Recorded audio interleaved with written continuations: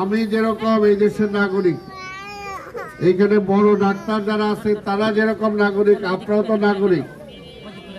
ওনাদের যতটুকু অধিকার আছে দেশে, আপনাদেরও ততটুকু অধিকার আছে। আমরা যেটা বলতে চাই যে এই অবস্থাটা শেষ হয়ে গেছে, নাই।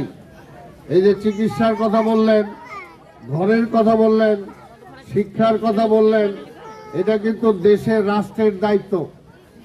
রাষ্ট্রে যারা ক্ষমতায় থাকে তাদের দায়িত্ব যে আপনাকে চিকিৎসাটা দিবে। এটা কিন্তু এটা ওনারা যারা দিতেছে এটা কিন্তু সরকারের পক্ষ থেকে আসে নাই। ওনারা একটা সংগঠন, যে সংগঠনের প্রধান হলো আমাদের নেতা তারেক রহমান, সেই সংগঠনের পক্ষ থেকে আসছেন। কিন্তু আমরা যেটা বলতে চাই, এটার দায়িত্বটা হলো সরকারের। তো সরকারে তো বিএনপি নাই, কিন্তু আমরা বলতে চাই সরকারে যদি বিএনপি যায় তখন আপনাদের এই সুযোগ সুবিধাগুলো সরকারের পক্ষ থেকে করা হবে। কথাটা বুঝতে পারছেন? সরকারের পক্ষ থেকে এইখানে যাতে একটা ফ্রি ক্লিনিক থাকে, গরিব মা বোনেরা, বাচ্চারা যাতে এখানে ফ্রি ওষুধ পাইতে পারেন, সরকারিভাবে ব্যবস্থা করা হবে। তা আপনারা কি এটা চান? কাজটা কি ভালো না মন্দ? কাজটা ভালো। আরেকটা যেটা বলা হয়েছে যে মনে করেন সরকারের দায়িত্ব, সরকারের দায়িত্ব হলো যে আপনার গরিব হলেও বাসস্থান, আপনার মাথা গোঁজার জায়গা দেওয়ার দায়িত্ব সরকারের। সরকার ব্যবস্থা করবে, কিন্তু আপনারা সম্মানজনক ভাবে আপনার সেই ব্যবস্থার শরিক হবেন। এটা হলো দেশের নিয়ম, কিন্তু এই দেশে এই নিয়ম চলে নাই। নিয়ম চলে নাই।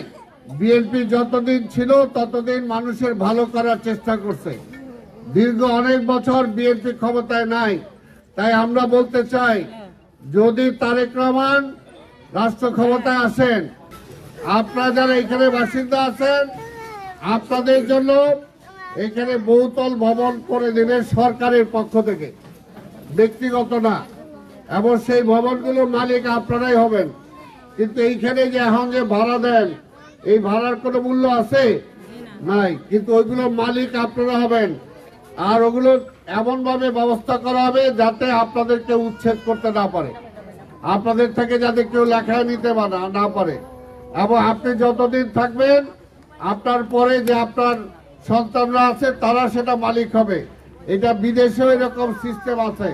মনে করেন আপনি যে ভাড়ার টাকা দেন, এখন ভাড়ার টাকা দেন না আপনারা, সেই সময় কম পয়সায় ওই সরকারে দিবেন, কিন্তু ওইটা আপনার নামেই জমা হবে।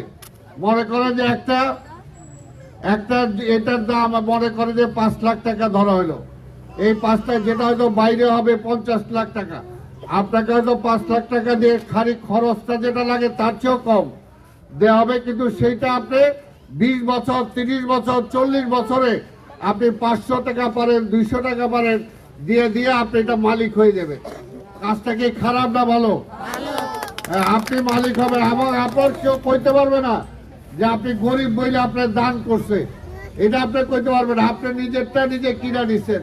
তারেক রহমান নিশ্চয়ই সে ভালো কাজ করবে, এইটুকু বিশ্বাস রাখেন। আর আরেকটা কথা, এটা কোনো দান খয়রাত না। আপনাকে খয়রাত দিবে না। এটা খয়রাত দিবেন কেন? আপনি এই দেশের মালিক, আপনি, আমি যেরকম মালিক আপনিও মালিক। এখানে আপনার অধিকার আছে এই দেশে, কাজে ওই অধিকারের জন্য সরকার দিতে বাধ্য, সরকার দিতে বাধ্য। কিন্তু এখানে ওই যার ক্ষমতা আছে, যার জোর আছে, এই সব খায় ফেলায়।